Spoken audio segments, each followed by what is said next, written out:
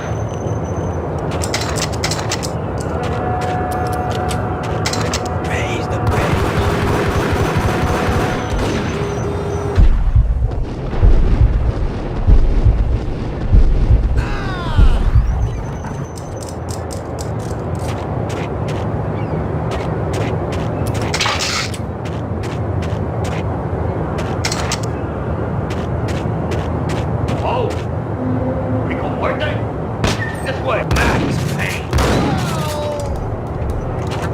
I doubted the letter was a receipt.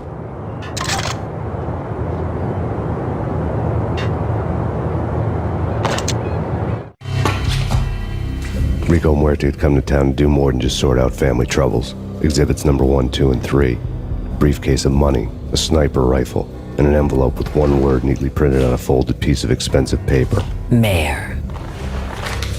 It didn't sound like a mafia contract at all.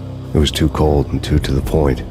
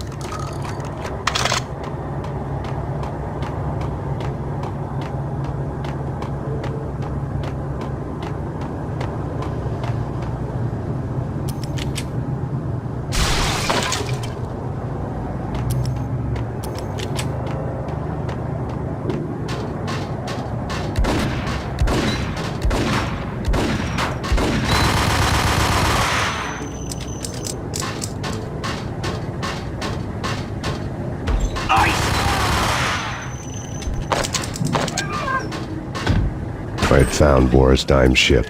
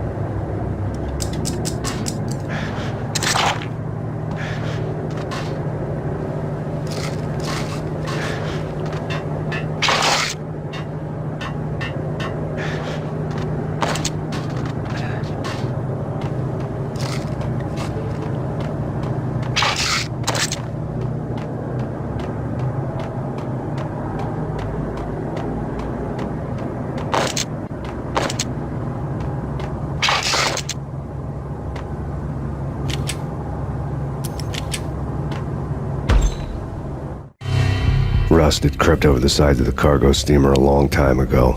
Boris Dime would be on board. I'd have to smoke half of his crew to even get near the gangplank. Guns were probably being kept in the hold, buried amidst the rats and oily water.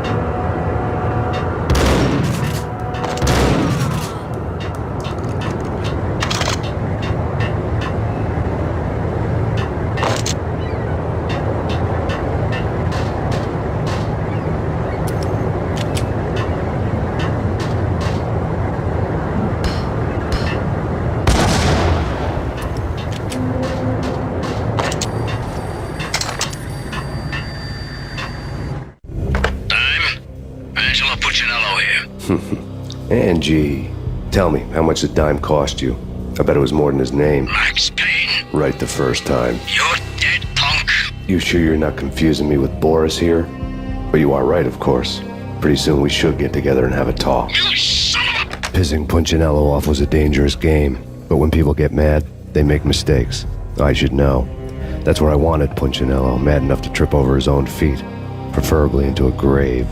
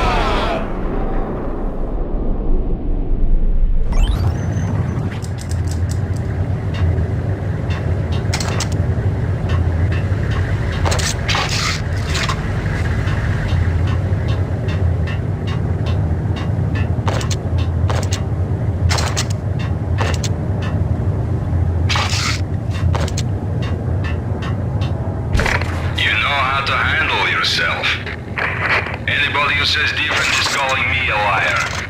Glad of you here. Collect all the guns and ammo you want. Meet me on the bridge afterwards.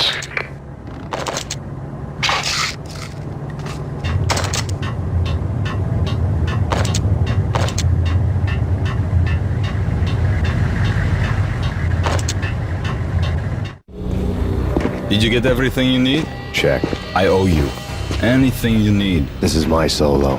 When I'm through, Punchinello won't be anybody's problem anymore. Clear as vodka. But anytime you get between a rock and a hard place, just whistle. This could be the beginning of a beautiful friendship. You really get a bang out of this big-time gangster act, don't you? Even with all this firepower, I figured I couldn't get to Punchinello at his manor. I could only hope that he wouldn't pass a chance to hear me beg to see he's won. This is Max Payne. I want to cut a deal. Payne, you're a dead man. That's what everybody keeps telling me. I got your ship and her cargo. I want to meet. No pain, no gain. Capiche? You know my restaurant? Yeah, I know it. 1 hour. Punchinello's restaurant had seen better days. Snow was falling like ashes from post-apocalyptic skies, but that was outside. Things would soon get hot in the Don's restaurant. I knew it was a long shot, Angelo Punchinello actually showing up, but there was no crime in hoping.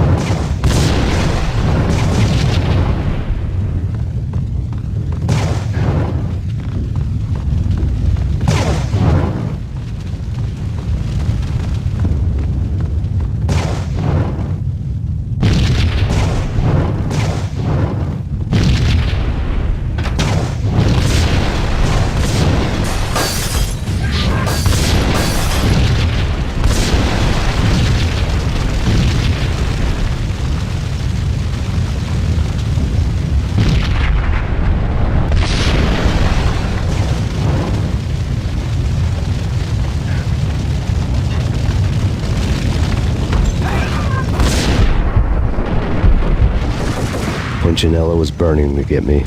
The feeling was mutual. He was trying to put out my flames with gasoline.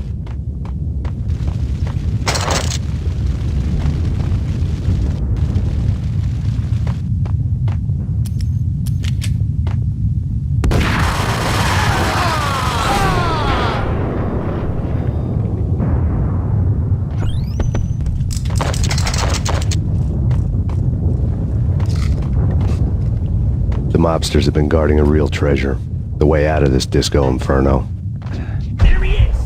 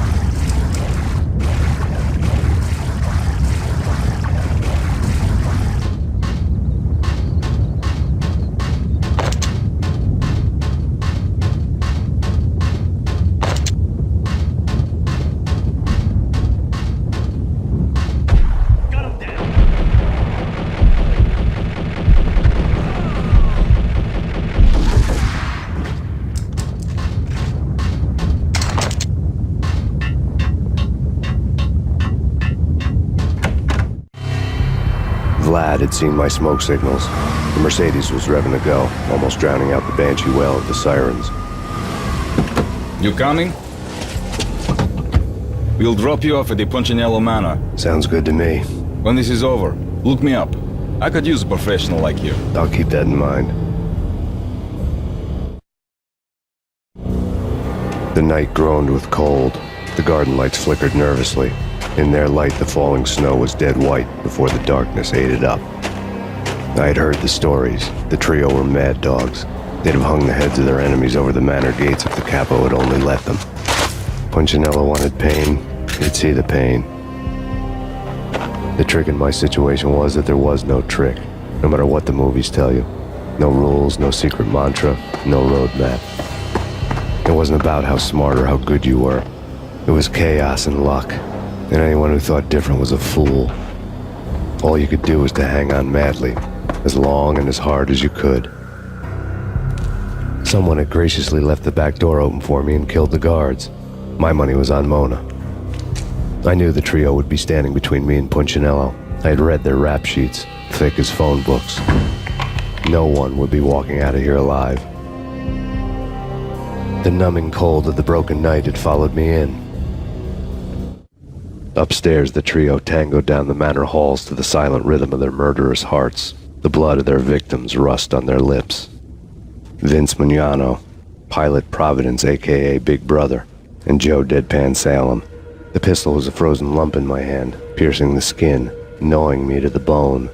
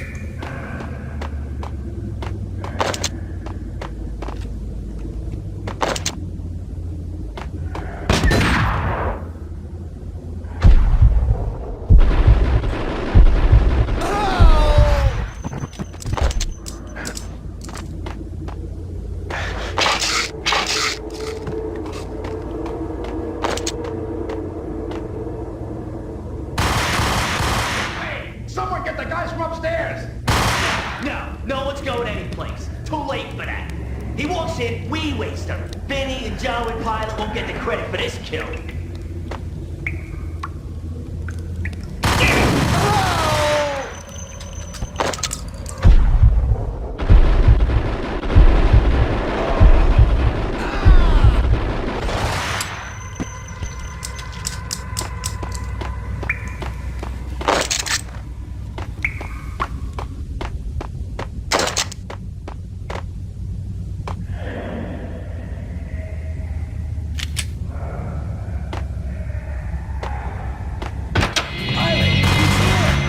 It didn't take me long to run into the trio. The word on Lisa Punchinello was that she was a bit of a witch. The tarot cards on the kitchen table fit the picture. They weren't my kind of cards, but I was willing to take a crack at the hand Mrs. Punchinello had dealt. The first card was the tower. Maybe that was supposed to be the manor. It got easy after that. The devil was the master of the house, and death was me, coming for him.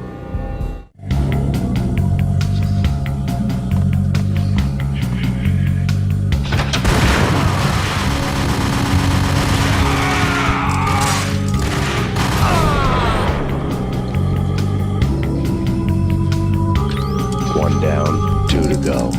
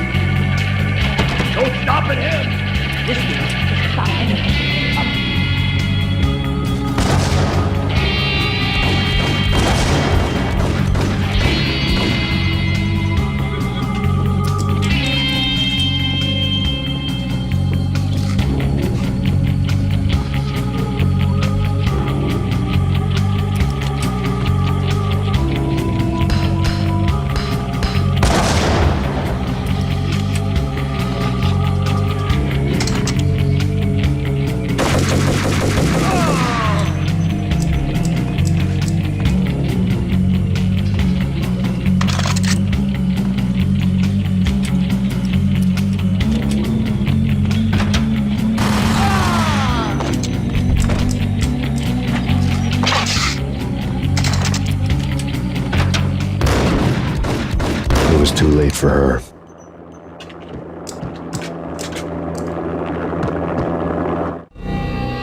You're a real angel, Max. I couldn't tell whether it was Mona or her sister. The body was a mess. The sick bastard had really gotten a kick out of it. Seeing her lying there got me thinking about another woman's body on another bed.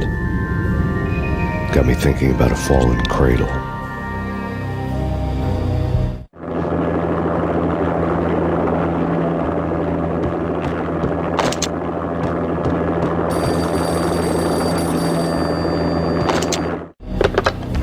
Max Payne, Talk to me.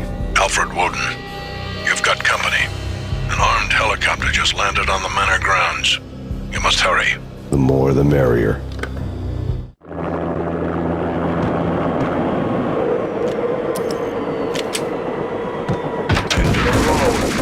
Vince Miliano.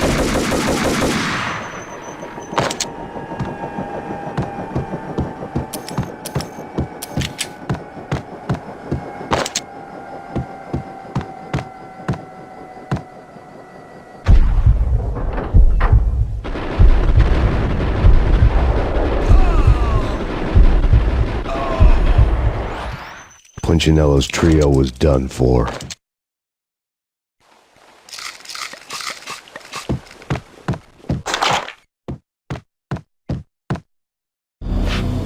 Outside my door. Hurry. He's coming for me. You gotta hurry. Please. I could hear Punchinello on the phone begging for help. He should have been saying his goodbyes.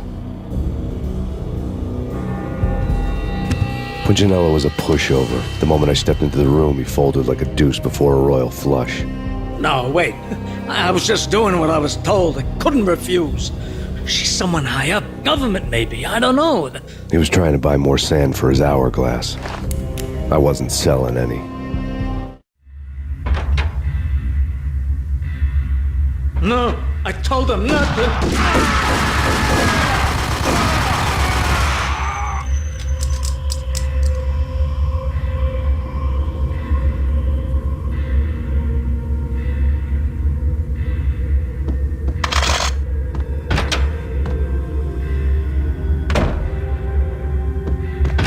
Drop it.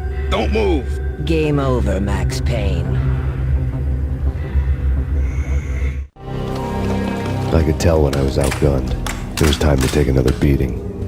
The mystery witch was a real barracuda. Trouble on dagger heels, a smoking assault rifle in her hand, and an army of killer suits behind her. How sweet. I get to kill two birds with one stone. Sooner or later, it was going to catch up with you.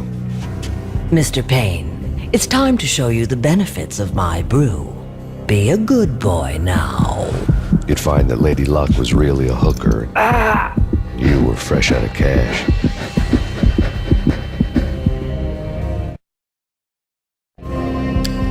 Gentlemen, we're done here. Take me to Cold Steel. She had just given me an OD of Valkyr. I could feel green fire eating my brains. They turned to steam. They did a fade on me. I'd never had a chance. The witch had got me just as sure as if she put a gun to my head and pulled the trigger. The shadows rushed me, bruised mugshot faces hungry for revenge. They knew my weak spots and closed in for the kill. The floor turned into a vortex of green blood. I fell. The flesh of fallen angels.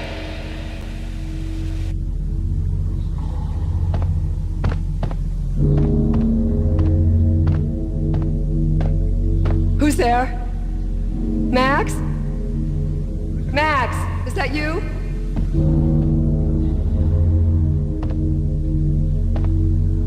Max? Where are you, Max? Please.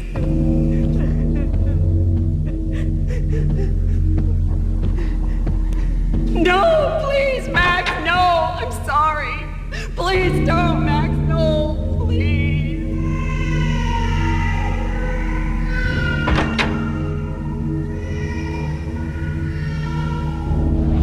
Max? Where are you, Max? Please. The letter was staring at me. There was something disturbingly familiar about the letter before me. The handwriting was all pretty curves. You're in a graphic novel. The truth split my skull open, the glaring green light washing the lies away. All of my past was just fragmented still shots, words hanging in the air like balloons. I was in a graphic novel. Funny as hell.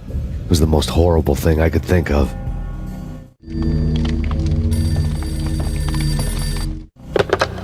Bartender is shiny stuff and dreams are made of stooped necromancers. He sings like a banana wrist, having strayed too close to the constellations on their shaved skulls. There was a bad line in a prank call. Someone spouting insane babble. I couldn't make sense of it. But I had an overwhelming sense of deja vu, and the caller's voice sounded oddly familiar.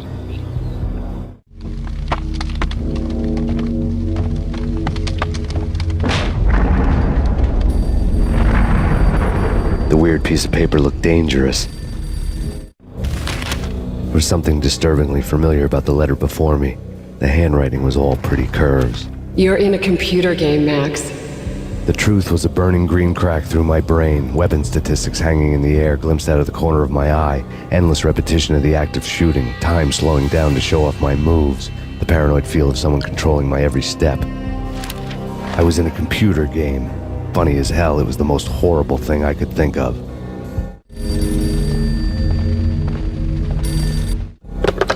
Don't lose it. It's Valkyr. The drug. Snap out of it. Try to remember. It was a bad line in a prank call, someone spouting insane babble. I couldn't make sense of it. But I had an overwhelming sense of deja vu, and the caller's voice sounded oddly familiar.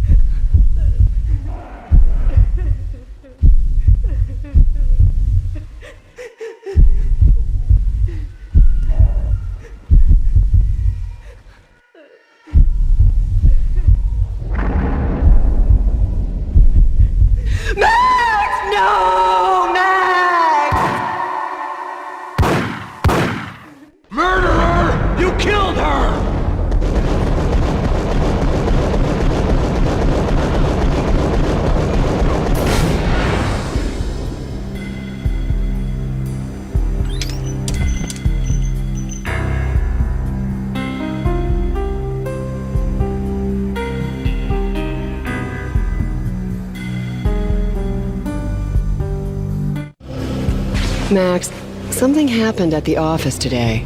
A strange memo. Something about Vikings. Honey, I gotta run. You can tell me all about it this evening. Have a nice day, darling. The bullet holes were rubies on her chest, blood glowing on her ivory skin. She was so beautiful. The killer was smiling. The flesh of fallen angels. Slowly, the green nightmare faded, leaving dark stains on my soul that would never come off. I felt like flatlining. I was all shook up. I woke up in a cold sweat, sick and tired to the bone, lying in a puddle of my own puke. The hag had said take me to Cold Steel before it had all gone crazy. It was a clue, the only one I had.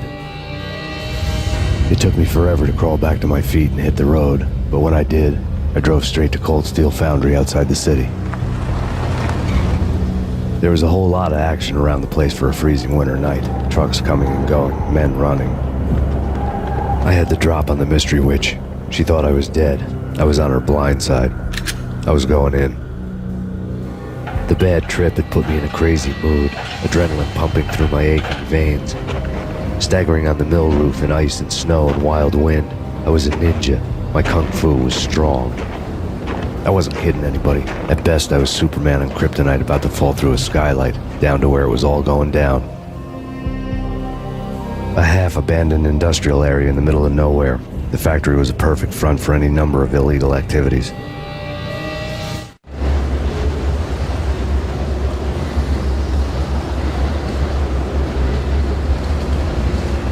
In the belly of the plant, molten metal boiled and bubbled like a witch's brew.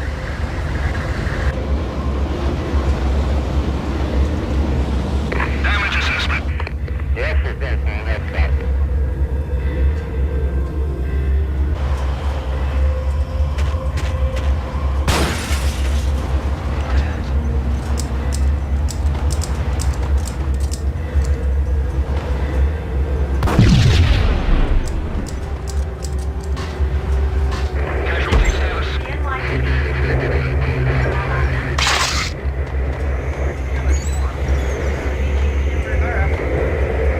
Whatever steps necessary. Here's stated that Valkyr the NYPD. Life-threatening weather condition. A record-breaking killer storm. In the city's history, vehicles stuck in snow. Heavy snowfall. Forecast shows severe weather is expected to continue. Out in the night, snow fell like confetti over the Devil's Parade. The storm was anything but over.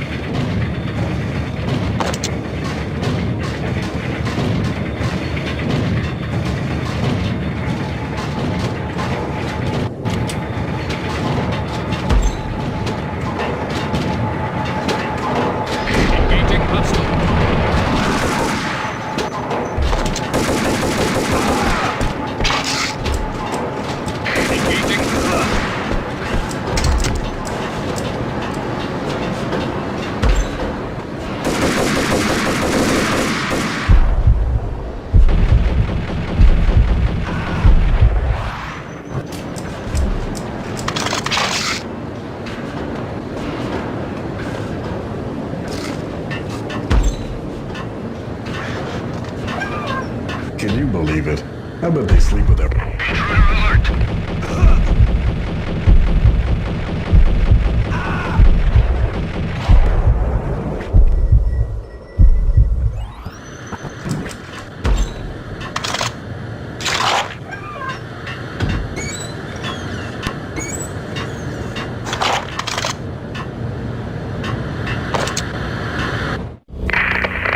Perimeter breached. The facility has been compromised. Repeat, the Deep Six has been compromised. Initiate Operation Deadeyes. The walkie-talkie military lingo could mean only one thing. They were getting ready to destroy the evidence and vanish into the night. I was so close. The hidden truths were just around the corner.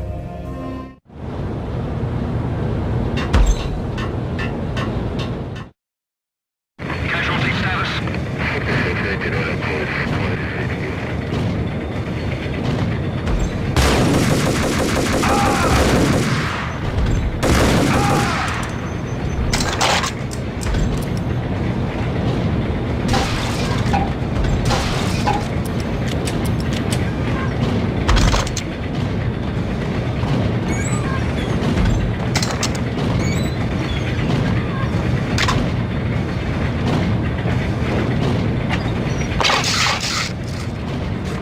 The folder on the table told a grim tale. The mercenaries were running a tight operation, paperwork and all. Merchandise missing again. A chemist had tried to smuggle it out for his own private party. Locked him up in cell B7 in D6's old test facility to wait for proper processing. I was close enough to hear the secrets, just beyond the next doorway.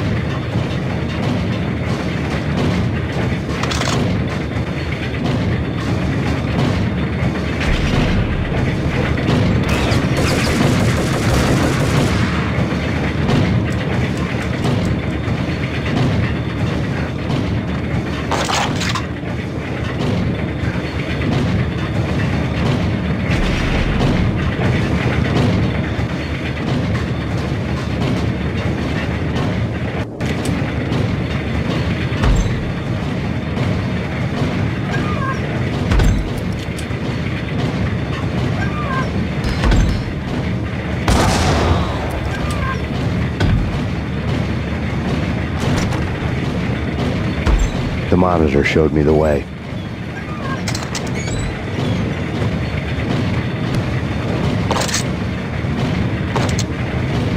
Processing diagrams filled the control room screens, all but one. An elevator titled D6 on one of the screens, somewhere onwards, past rows of ovens, in the core of the plant.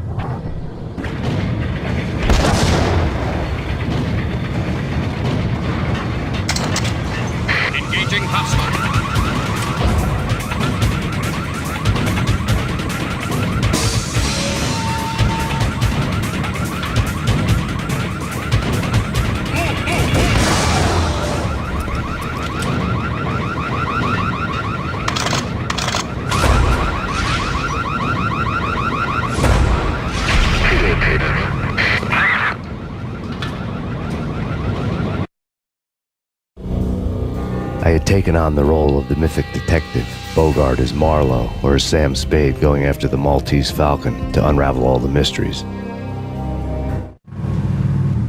Following a path of clues to that final revelation, even if it would take me down to the cold, cavernous depths of a grave. You can't do this! My men are still inside! Do you have any idea why this is called Operation Dead Eyes?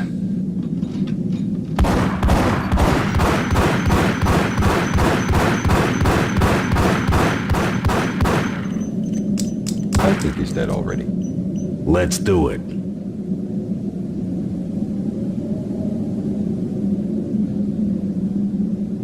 Attention all personnel. The self-destruction sequence has been initiated. Evacuate the complex immediately. Repeat, We've got company. The self-destruction sequence has been initiated. Proceed to the nearest exit immediately.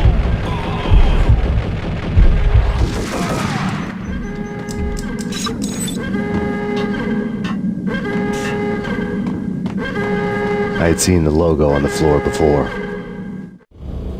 There was an old army bunker under the steel mill. I knew the military plaque on the floor. I had seen 1,000 variations of the insignia on crumbling brick walls everywhere in the city. The sword replaced by a syringe. Project Valhalla, V for Valkyr, V for Valhalla. All of a sudden it read like a crackpot conspiracy theory.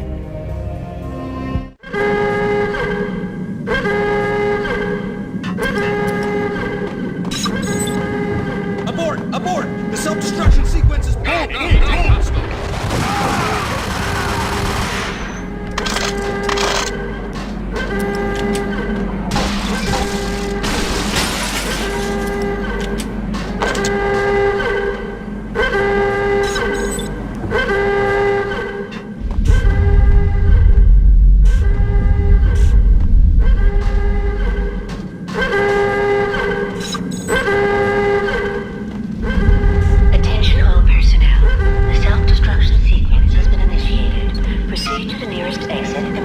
Like everything else in the Valkyr case, the door code was a mystery to me.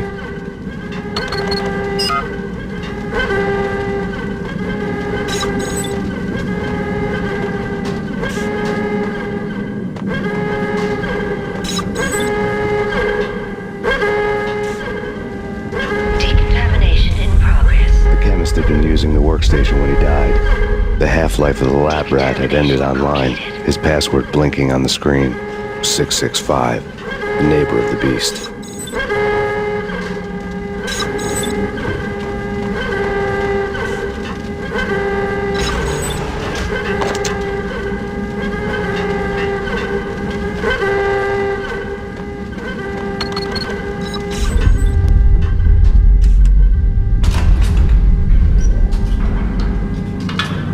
Attention all personnel. The self-destruction sequence has been initiated.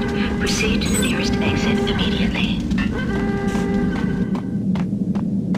Hey! In here! Hey! Get me out! Thanks. I thought I was gonna die in there for sure. I need you to get me through the decontamination chamber airlock. You're crazy! No way! The place is blowing up, for Christ's sakes! Either that or back to the cell. Your choice. Okay, I'll do it. I'll do it.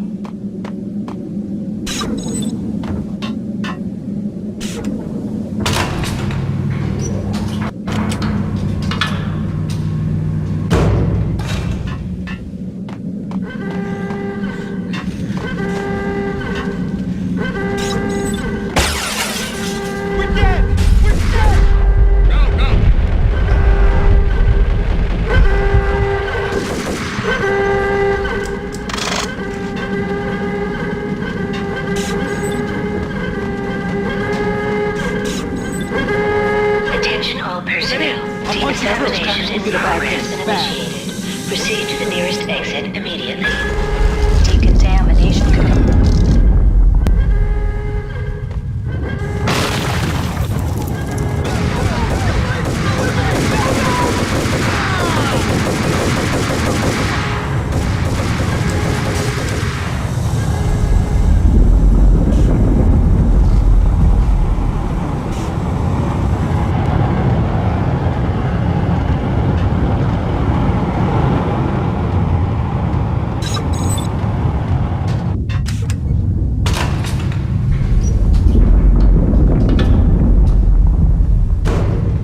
was caught in the middle of the deadly web that was the Valkyr case.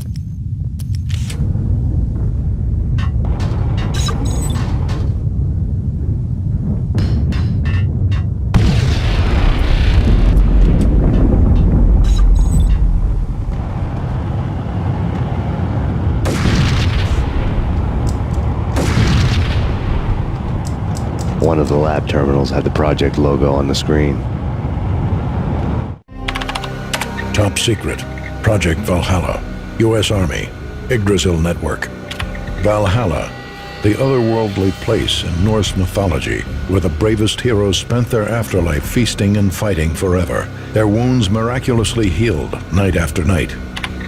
Valkyr, the maidens who chose the most courageous Viking warriors and carried them to Valhalla. 1991. The research objective is to create a chemical substance to enhance the stamina and morale of infantry troops. 1995. Results unsatisfactory. Project cancelled. Someone had decided to continue the sick experiment unauthorized. Project compromised. Data leak. Fix the damage by any means necessary. Security clearance red. Authorized by the project lead. Field test. Double the dosage for all the remaining test subjects. Observe and record the subject's behavior in an urban setting. The drop-off point was my old address in New Jersey. The file dated 3 years ago. Just when you thought you had reached the deepest depths of horror, it suddenly got worse. How to turn off that small voice inside your head that started to whisper that you should be glad that now, if not before, your revenge was justifiable on any conceivable moral scale. That small voice proved, beyond any doubt, that I was damned. The dagger-heeled woman had come and gone a long time ago. There was nothing more for me here. The bunker's name was acting as a self-fulfilling prophecy.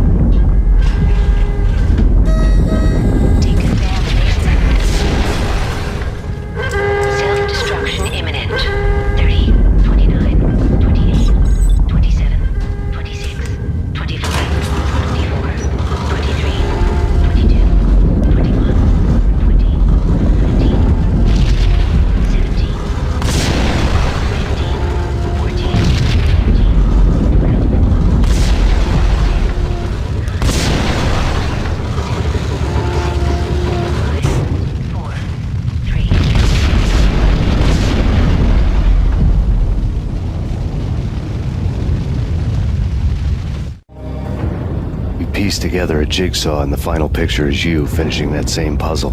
A mad, green-eyed killer standing behind you. An urban legend come true.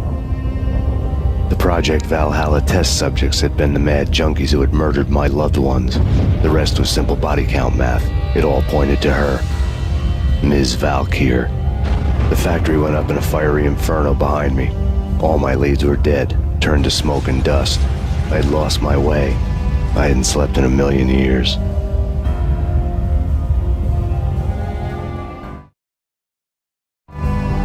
I felt thin as death. I've been living on an endless supply of week-old donuts. They were fuel for this crazy furnace inside my head.